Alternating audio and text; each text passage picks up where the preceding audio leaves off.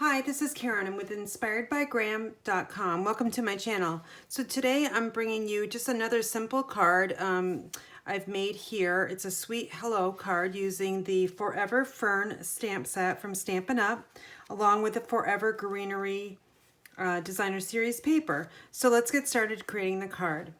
Like I said, the Forever Fern stamp set is the one I've chosen for today's card. It's a cling stamp set, and I'm going to be using the foliage image here along with the sentiment hello.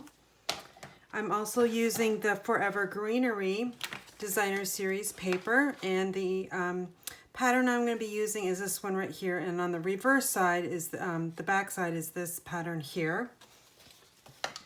The images here that I have cut out ahead of time this is the stitched rectangle, and it's approximately 2.5 by 4.25 in size.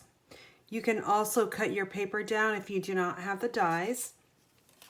And then the other piece here is a Whisper White square, and this is the Stitch Shapes dies. And this is about, I don't know, 2 5/8 by 2 5/8 is the size of this one. All right, so let's get our stamping done. You'll need some scrap paper, so let me grab some scrap paper out of my desk here. And I've chosen to work with the Pear Pizzazz ink. This is the old Stampin' pad, but it still works for me, so we'll be using that one. So we need our panel here, and let me just grab my Whisper White envelope and also my inside panel so we can get all the stamping done at the same time. All right, so here's the image that I'm going to be using. So I'm just going to ink up. I'm actually going to stamp off because I want to get a lighter image of the Pear Pizzazz. So it looks just like this, just a subtle Pear Pizzazz color. And then I'm going to take the hello stamp, the sentiment, and I'm going to stamp it in full strength so it is darker than what the first image is. All right, so then the next thing I'm going to do is the inside panel. It's a Whisper White, and it's cut 4 by 5.25. And I'm just going to ink this up in full strength, and I'm just going to stamp the image foliage over in the lower left corner. And then I'm going to take my Whisper White envelope here. Again, I'm just going to do the same thing. I'm going to stamp in the lower left corner of the envelope. Now, if you wanted to fill it up, you can, and let's do it. So I'm just going to fill it up there, and maybe just put a little bit of foliage there, just so it's in that corner here. You still have enough room to add the address, the stamp. Your return address can go over here, or you could simply write it on the back side of that flap too. Okay, so I think we've got all of our stamping done, and it's just a matter of assembling the card here. So my card base is pretty peacock. This is a top fold card. It's cut 4.25 by 11, and it's scored at 5.5. My Pear Pizzazz panel is 4 by 5.25, and I've already pre-embossed it with a Subtles embossing folder. This is my all-time favorite embossing folder, just because it just gives so much to just a plain panel. All right, so I'm just using the Stampin' Seal, and I'm adding the adhesive on all 4 sides. And then I'm bringing in my card base, making sure that the top fold is over there. I want to make sure the card's not going to be upside down when we put it all together. We don't want that to happen. All right, so now I'm just going to take this panel, and you could use this side if you wanted, but I'm going to choose this side here. Most of it's going to get covered up anyway, so I'm not going to be too worried about it.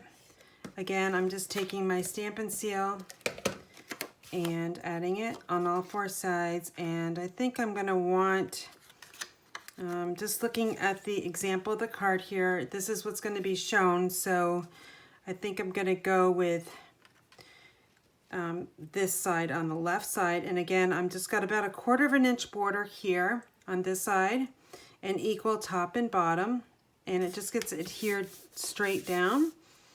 Now I'm going to take this panel here, And I'm going to add some dimensionals to it in all 4 corners.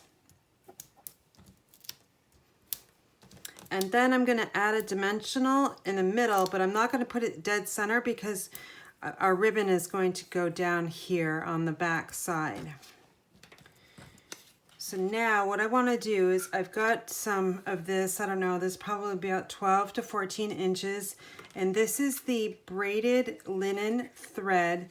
It's really nice. You can split it apart, and I don't know if you'll be able to see this on camera or not, but you can split it apart so it just adds a nice element to your card. And what you could also do is cut like a 5-inch piece and then just take these threads out, and then you could use them for multiple bows, small bows, or what have you. So now what I'm going to do is I'm going to take my dimensional backings off just by pressing my thumb into the center of the dimensional and peeling it off. This card is really, really simple. There's really not too much to it. All right, so now what I'm going to do is I'm going to lay this on flat, bring the card back in here, and I'm going to add it to the card front and pressing down on all those 5 dimensionals so it won't come up. Now this still slides, which is what I wanted, because we're going to try to make that bow over here. So I'm just going to tie a knot here, try to aim it for right there, and we'll just wrap that around and tie our bow, which looks really good. All right, so now I'm just going to fuss with the bow just a little bit because I don't want it to be, you know, overbearing on your card, but I do also want it to look nice. All right, so now I'm going to take my ribbon scissors, and I don't know if you have ribbon scissors, but I have ribbon scissors in my craft room. I mark them with a piece of ribbon so I know not to use these on any kind of paper or what have you. So I'm just going to give this a trim. This way they stay sharp. All right, so now to secure that knot, I'm going to take my Take Your Pick tool, and I'm going to grab a glue dot off of the glue dots here. I'm going to roll it, and then I'm going to just move this down a little bit because I don't want the sentiment hello to be covered up. So I'm just going to slide the Take Your Pick tool in. I'm going to press down on that knot and slide out the Take Your Pick tool. And now this is going to stay secure here. It's not going to move around. All right, the final step is to, actually not the final step, but one of the final steps is to add your adhesive. And I only add it to the top just because I think it's fine. You don't need to go all the way around. This will stay in just perfectly, plus you're saving your adhesive.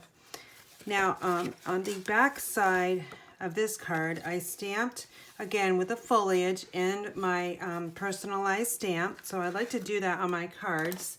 So I need the scrap paper again because we're going to stamp off. I found that full strength Pear Pizzazz on this pretty peacock is just a little bit too dark. You want a subtle image there. And now I've got my personalized information. I'm just going to add it right down there. I got a little bit of ink there. That's okay. And then since I sell my cards, I'm adding the Stampin' Up! Logo on the bottom of that too. So it just adds a nice little touch to the back side of the card, and it's not so blank. All right, so here's a card we made on camera and the matching coordinating envelope. Love the stamp set and the designer series paper. For all the products that I used in this card here, I will have in the description of the YouTube video. Also, don't forget about my August card kits to go. I've made these kits just for you, simply by placing an order at my online store, inspiredbygraham.com. A $30 or product order will get you 8 free card kits, and all that information is on my blog, inspiredbygraham.com. It does expire August 24th, 2020, so take advantage of it today. Thanks for watching and have a great day.